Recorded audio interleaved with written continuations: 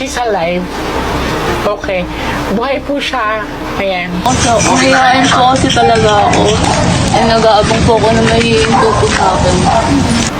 She's alive. So, may tumutulong sa kanyang babae ngayon. I see a woman na helping.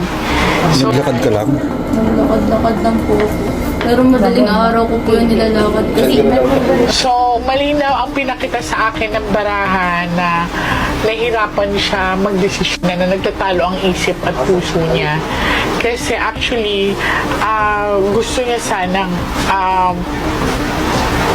ang dami niyang plano ko ngayon. I see a place of it's something to do with Pangasinan and Baguio. May tumawag sa kanila na natagpuan si Miss Shera sa province ng Pangasinan.